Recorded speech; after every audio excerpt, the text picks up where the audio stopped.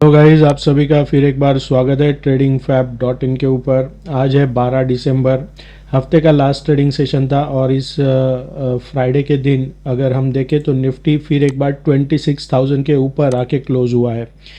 Nifty 26,046 पे आके close हुआ है, तो फिर से एक बार पेनेट्रेट कर रहा है 26,000 के लेवल को। बैंक निफ्टी में भी 180 पॉइंट की तेज़ी देखने को मिली।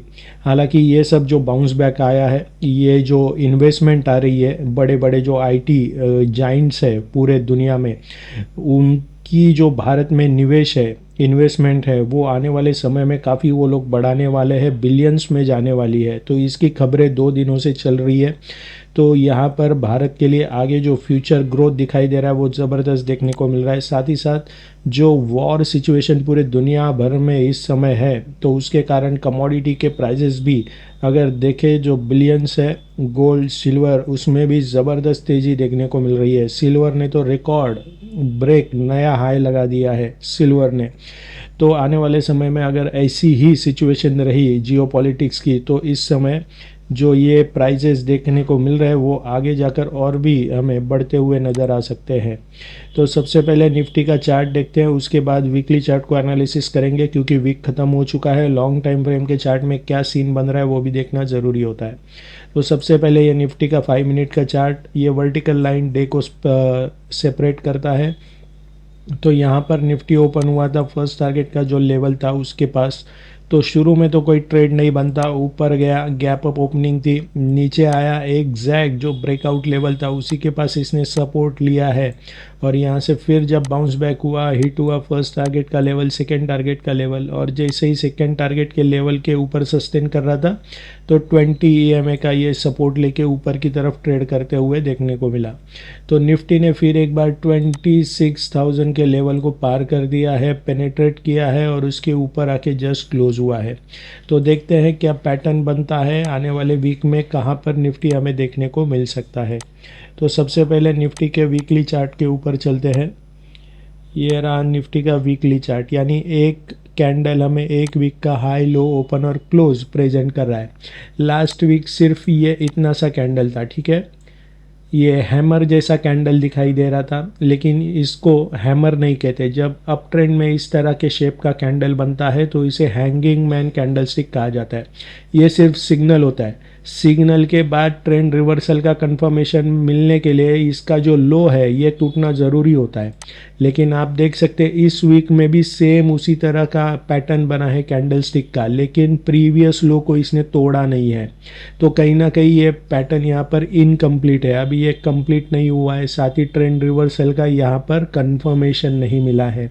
अगर ये इस प्रीवियस वीक के कैंडल के लो को ब्रेक करके इसके नीचे क्लोज होता तो हमें कंफर्मेशन मिलता कि यहाँ से और भी गिरावट आ सकती है। लेकिन फिर से एक बार 26,000 के भी ऊपर आके ये क्लोज हुआ है। तो 2 वीक लगातार बेयर्स ने कोशिश की कि यहाँ से निफ्टी को नीचे की तरफ ले जाए, लेकिन फिर से एक बार बुल्स ने अपना कंट्रोल ले लिया और फिर से 26,000 के ऊपर आके ये क्लोज हुआ है। तो अभी अगर हम फिर से एक बार यहाँ पर ये फिबोनाची एक्सटेंशन लेवल को ड्रॉ करके देखें, ये लो, ये हाई और ये लो को पकड़ के, तो हमने देखा कि 61.8% का ये जो लेवल है 26,255 के आसपास ये अचीव्ड हो चुका है। और यहाँ से ही इसने लगातार यहाँ पर ये रेजिस्टेंस फेस कर रहा है। ये एक वीक हो गया, ये दूसरा, ये तीसरा और अभी ये चौथा। तो यहाँ पर अगर ये 26,255 इसके ऊपर सस्टेन करता है तो हमें 26,500 के लेवल्स निफ्टी में देखने को मिल सकते हैं। और उसके बाद अगर निफ्टी और भी तेज़ी में रहा तो ये लेवल 26,800 की लेवल्स हमें निफ्टी में आते हुए देखने को मिल सकती है। फिलहाल ये जो 61.8% और 50% का ये जो लेवल होता है ये काफ़ी ज़्यादा टाइम वर्क करता है सपोर्ट और रेजिस्टेंस के लिए।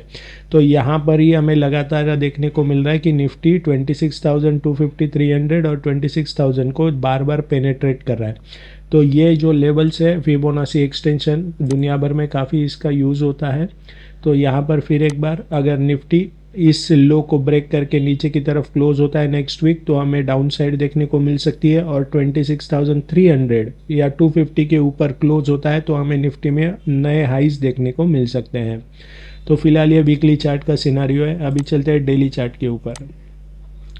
कल का वीडियो अगर आपने देखा होगा तो हमने यहाँ पर अगर ये जो बाउंस बैक है इसे अप ट्रेंड में कन्वर्ट होना है तो यहाँ पर इसको एक ये जो पिंक लाइन है इसके ऊपर कम्प्लीटली इस तरह से ग्रीन कैंडल बनाना पड़ेगा। अभी आप देख सकते हैं इसका लो इस पिंक लाइन के जस्ट नीचे है और क्लोज और हाई वैल्यू इसके ऊपर है। तो ये कंफर्मेशन नहीं होगा, कंफर्मेशन के लिए कम्प्लीटली ग्रीन कैंडल इसके ऊपर बननी पड़ेगी। अभी इसे पेनेट्रेट ही कह सकते हैं कि इसने 20 EMA को पेनेट्रेट किया है, लेकिन पॉजिटिव बात यह है कि इसने इसके ऊपर आके क्लोज दिया है। तो जहाँ से फिर से एक बार ये जो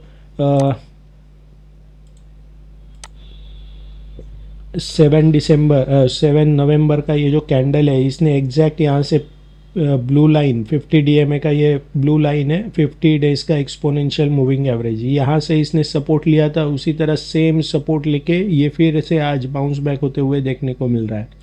तो अगर ऊपर जाना है निफ्टी को क्लियरली एक ग्रीन कैंडल बनाना पड़ेगा और यहाँ से जो बड़ी रेड कैंडल्स बनी है आप देख सकते हैं ये लेवल्स 26,000 के आसपास है, तो इनको पार करना होगा तो ही हमें निफ्टी में नए हाइज देखने को मिल सकते हैं। तो अभी चलते हैं 1 आवर के चार्ट के ऊपर। 1 आवर के चार्ट में पैटर्न तो देखे, तीनों मूविंग एवरेजेस अभी भी डिसेंडिंग ऑर्डर्स में और भले ही इसके ऊपर क्लोज हुआ हो लेकिन मूविंग एवरेजेस अभी भी डिसेंडिंग ऑर्डर्स में, यानी बुल्स का जो स्ट्रेंथ है वो कम्प्लीटली इसमें नहीं है।